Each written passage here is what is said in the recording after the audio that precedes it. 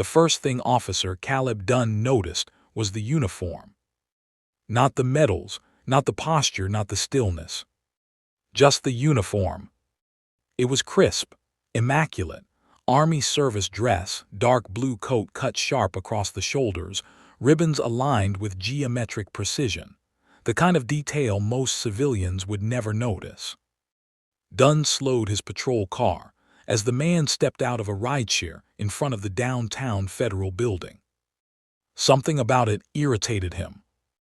Maybe it was the way the man carried himself, measured, deliberate, like the ground belonged to him. Maybe it was the stars on the shoulders. 2 silver stars. Major General. Dunn parked. People lied about military service all the time. Stolen valor cases popped up every year. Cheap medals ordered online. Costumes. Fantasy. And in Dunn's experience, the ones who lied the loudest were the ones who thought no one would question them. He stepped out of the cruiser. "Sir?" The man turned calmly. "Yes, officer." His voice was low, controlled. Dunn approached, eyes scanning the insignia again. "Mind explaining the uniform?" The man glanced down at himself briefly, then back up. "It's my uniform." Dunn gave a tight smile. "ID." The man reached slowly into his inner pocket and produced a military identification card. Dunn took it. Marcus A. Reynolds. Department of the Army. Major General. Dunn's eyes flicked between the card and the man's face. "You understand impersonating military personnel is a federal offense?" Dunn asked. Reynolds didn't blink. "I'm aware." Dunn handed the card back. "This looks real," he said. "That doesn't mean it is." Reynolds studied him. "Is there a specific concern?" Dunn's jaw tightened slightly. "Concern is 2-star generals don't usually arrive alone in rideshares." Reynolds let that sit for a second. "I prefer efficiency." Dunn gave a short laugh. "Right." Pedestrians slowed near the federal building entrance. Security officers inside glanced through the glass. Dunn stepped closer. "What's your assignment here?" Reynolds answered without hesitation. "Meeting." "With who?" "That's not something I'm obligated to disclose to local law enforcement." There it was.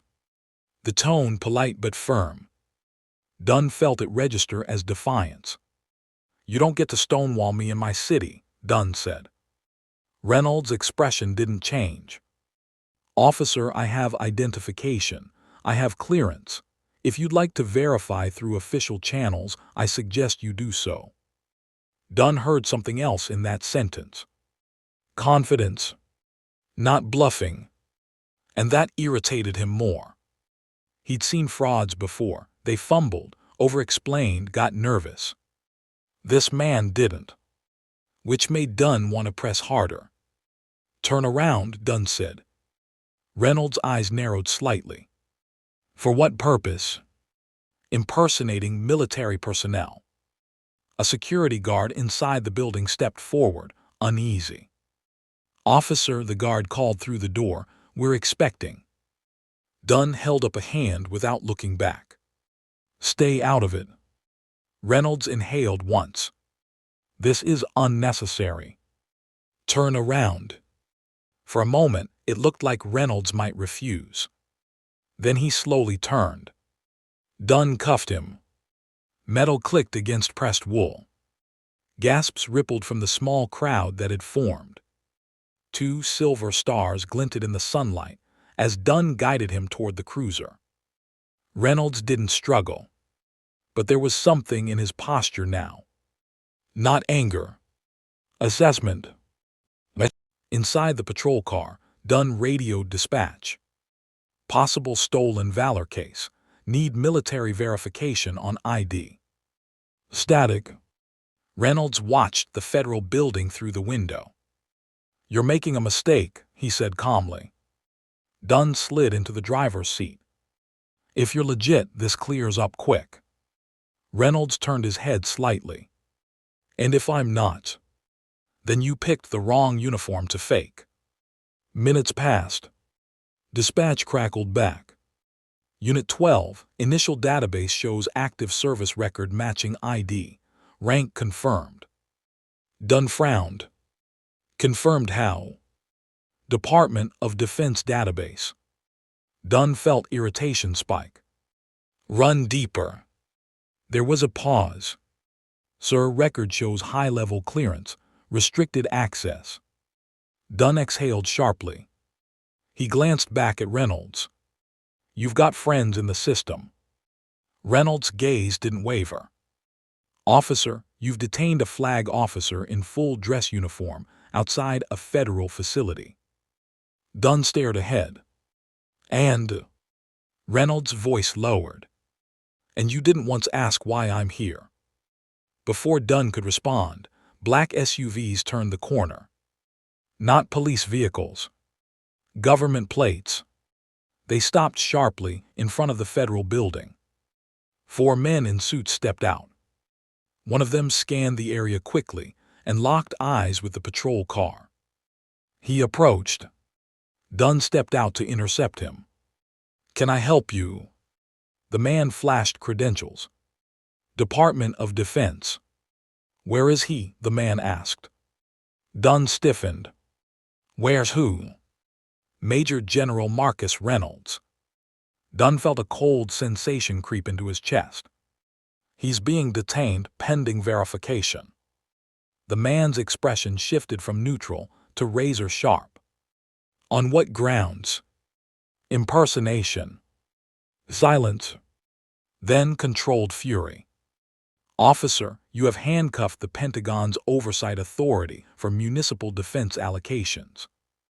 Dunn blinked. Excuse me.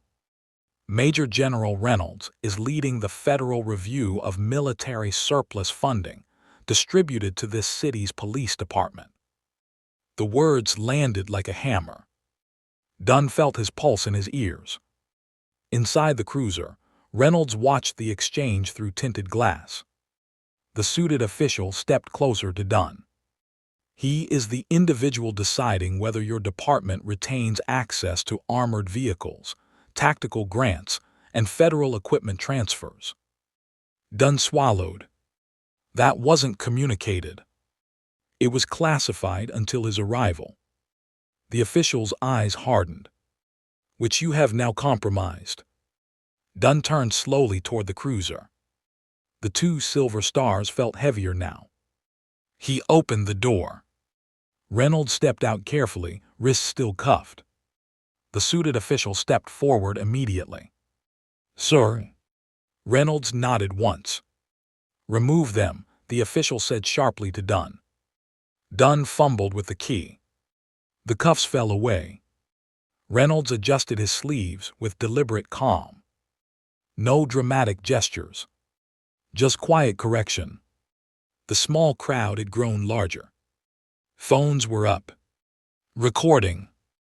Reynolds looked directly at Dunn. You assumed, he said evenly. Dunn opened his mouth. Closed it. Because there was no version of this that sounded professional. Reynolds continued. You saw a uniform you didn't expect on someone who didn't match your expectation. Dunn felt heat rise in his face. That's not. Reynolds held up a hand. You didn't verify through command channels before escalating. Dunn's voice tightened. I was doing my job. Reynolds' expression didn't soften. So am I. Inside the federal building, the scheduled meeting resumed. But the tone had shifted. City officials sat stiffly around the conference table. The police chief looked pale. Reynolds sat at the head. A folder lay open in front of him. Before we begin, he said calmly, I'd like to address the incident outside. No one spoke. The review we are conducting evaluates fiscal responsibility, procedural integrity, and community impact regarding federal defense transfers. His eyes moved to the police chief.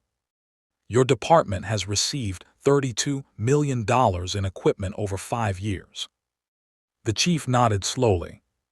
Yes, sir. Reynolds closed the folder. Today, I experienced your frontline discretion. Silence thickened. The chief shifted in his seat. Officer Dunn has been. Reynolds cut in gently. This is not about one officer. The room froze. This is about culture. His voice remained controlled. When authority defaults to suspicion without evidence, it creates instability. He paused. And instability affects funding. The mayor, seated near the end of the table, leaned forward. General, we can assure you. Reynolds met his gaze. You can show me. By evening, the footage had surfaced online. Clips shared, analyzed. 2 silver stars, cuffs, a quiet man stepping out of a cruiser as suited officials approached. Commentary flooded in. Stolen valor, no. Misjudgment, yes. Bias, that word appeared often. Internal Affairs opened an investigation into Dunn's prior stops. Patterns emerged. Disproportionate detentions. Escalations without documented verification. Not criminal, but consistent. Weeks later, the Federal Review concluded. Press conference. Cameras flashing. Reynolds stood beside the mayor. The city will retain limited funding, Reynolds announced, conditional upon revised oversight, bias training reforms, and procedural audits. The police chief nodded tightly. Dunn was no longer on active patrol. Reassignment pending review. Reynolds stepped away from the podium afterward. A reporter shouted, "General, was today personal?" He paused. "No," he said. "It was instructive." Outside, armored vehicles sat parked behind the precinct. Symbols of power.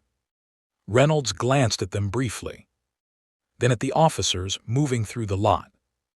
Authority, he knew, wasn't measured in equipment. It was measured in judgment. And judgment, when unchecked, can cost more than funding. It can cost trust. The cuffs had left faint marks on his wrists earlier that day. They were gone now. But the impression lingered. Not as anger. As evidence. Systems don't collapse from one mistake. They erode from patterns.